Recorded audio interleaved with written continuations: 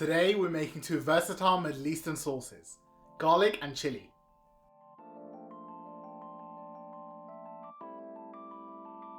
Everyone knows sauces are what makes the dish, and these two could make my stew taste great.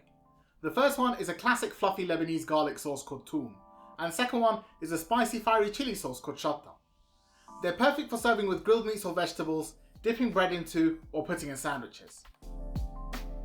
Today I'll show you how to make both these sauces from scratch, which we'll be using in next week's chicken shawarma video.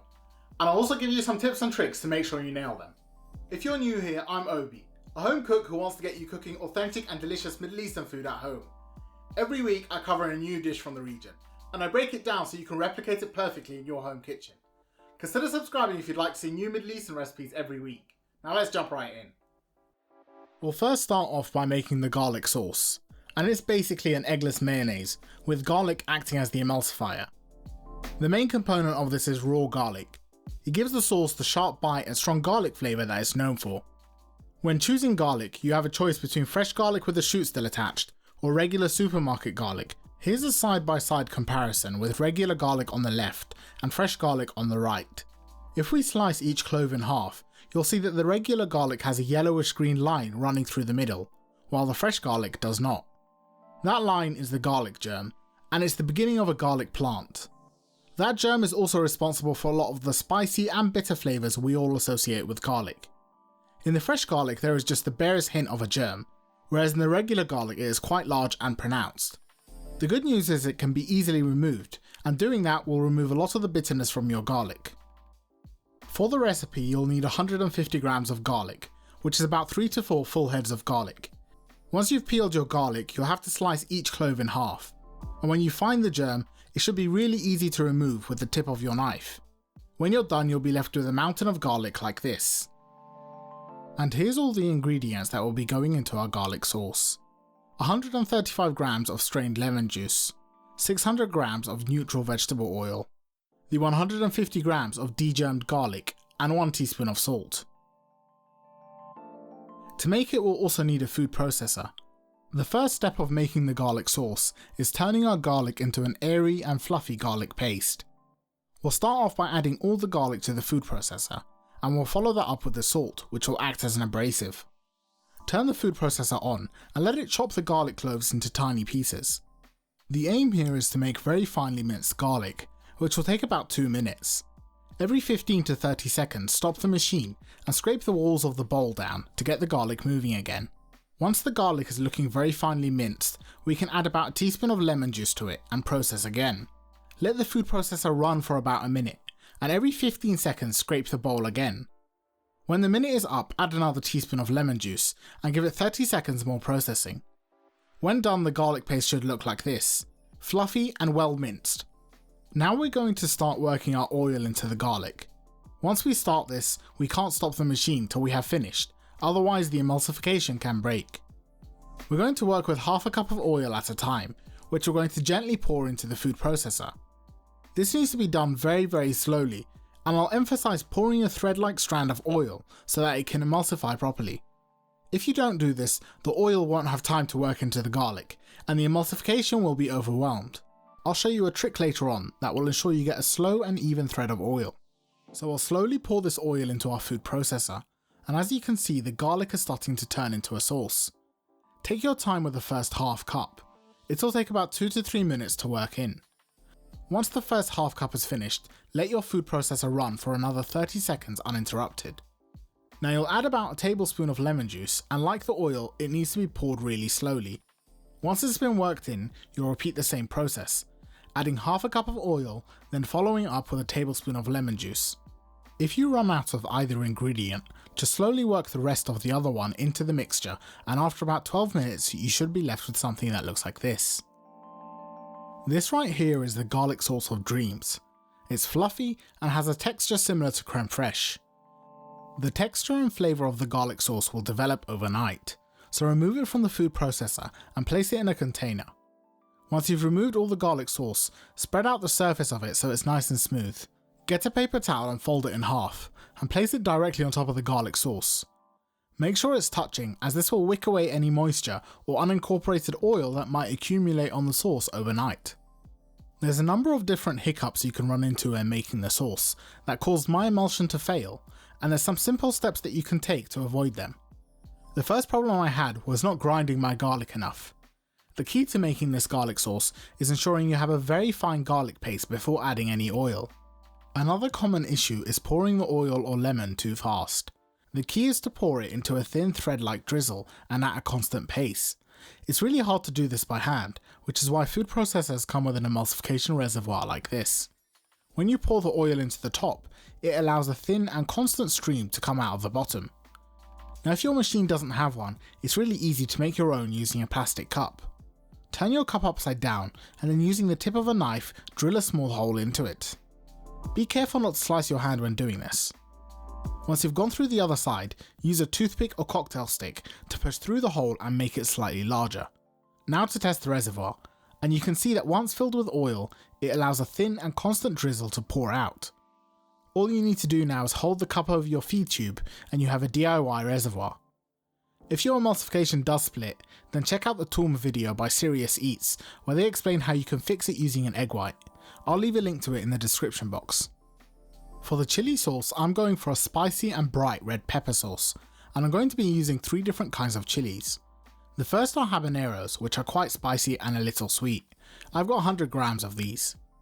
Next up we have 200 grams of cayenne pepper. They have a nice long burning heat, which is great in this sauce. And finally we've got 300 grams of paprikas, which will give the sauce a milder and deeper flavour. Now an important PSA, please don't be an idiot like me and wear some gloves when handling these peppers. My hands were burning me for a full day, and I don't think I'll forget that anytime soon. I'd also recommend using a plastic chopping board here so you can clean it properly from the chili. To prepare the chilies, we're going to remove the tops and de-seed them. This will bring down the overall heat of the dish and will also mean we don't get any annoying chili seeds in the sauce.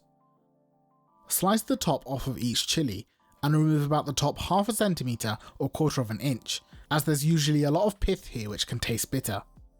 Once you've sliced it open, run your knife around the inner core to dislodge and remove it in one piece. For the cayenne peppers it's the same, except this time you'll need to slice it in half to get the seeds and core out. Remove as much of the white pith and seeds out as you can, but please learn the lesson from me and wear gloves. The paprikas don't contain much seeds and aren't that spicy, so just slice them in half and remove any excess pith. We'll also add a bit of ginger to the chili sauce, and so chop off a knob about the size of a teaspoon.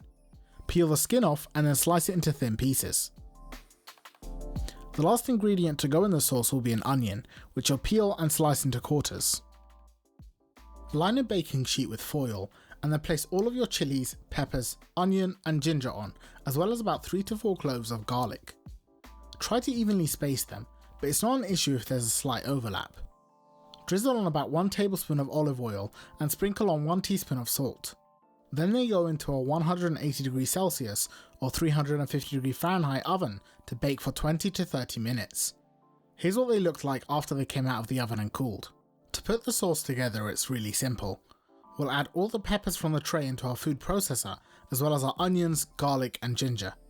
When they're all in there, turn it on and let it blitz them into a paste. Don't forget to scrape down the sides of the bowl as well to make sure it's all been thoroughly chopped. Once it's finely blended, we can go in with some additional herbs and spices. We'll add about 1 tablespoon of sugar, 1 teaspoon of cumin, 1 teaspoon of coriander, 1/4 teaspoon of smoked paprika and 2 teaspoons of garlic powder. We'll also add in 1 tablespoon of white vinegar and 2 tablespoons of vegetable oil before blending together once more. Taste your sauce and see if it's spicy enough. If not, add 1 to 2 teaspoons of cayenne pepper. Mine was perfect, so I added the final ingredient, which is 3 tablespoons of lemon juice. The texture should be pretty runny and sauce-like, however if yours is still a bit chunky, then add some oil and process it a bit further. It's worth mentioning that when you first make the sauce, it will be quite spicy and sweet, but once it has rested overnight, the true flavour will develop and come through. Pour it out into a container and cover, then let it sit in the fridge for 24 hours. So the next day I pulled the sauces out of the fridge and started plating them. For the garlic sauce I removed the kitchen roll and then fluffed the sauce up. To serve, I filled a bowl with a generous pile of the garlic sauce, then I used my spatula to form it into a well. If you wanted, you can then fill the middle with chili sauce. My chili sauce had set up in the fridge and thickened slightly, which is exactly what I wanted. It also tastes completely different, and it is now well rounded rather than just to kick off heat. Once again, I'll be placing a generous pile in a bowl, and I think it just looks beautiful. Here's the two sauces side by side, and not only do they complement each other in flavour, but in texture as well. The garlic sauce is fluffy and creamy, and the chili sauce is thick and saucy. The true test of the sauces is how they taste in a sandwich. I started this one with some Lebanese bread and a slather of garlic sauce. I then topped that with some pan-grilled halloumi cheese. I followed that up with some chopped parsley and some thinly sliced green onion. Finally, in goes a little bit of the chili sauce and re-roll. Let me tell you, after 2 days of filming and loads of experimenting with the sauce, this sandwich made it all worth it. The sauces were the perfect accompaniment to this grilled halloumi. If you try any of my recipes, it should be these, because you can put them on anything and it will taste great.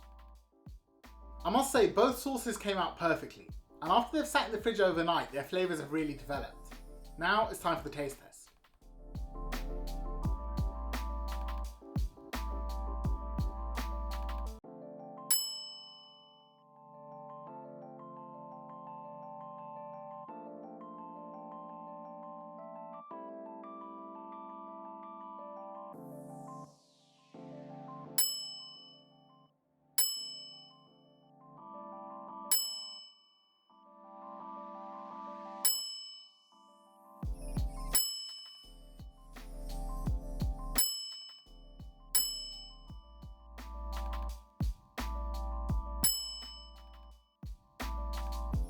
I had to stop myself from finishing this entire bowl of sauce, and I'm worried that if you make this, you'll end up as big as me.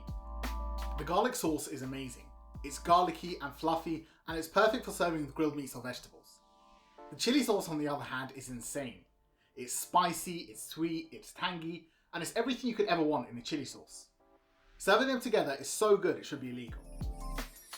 These sauces will last up to 4 weeks in the fridge, but I guarantee that if you make them, they'll finish before then.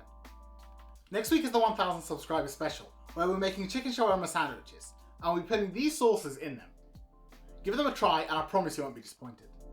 Thanks for watching, and if you liked the video then don't forget to like, share and subscribe, as it really helps the channel. As usual, all the ingredient maps and directions are in the description box below, and I will be back next week with another recipe.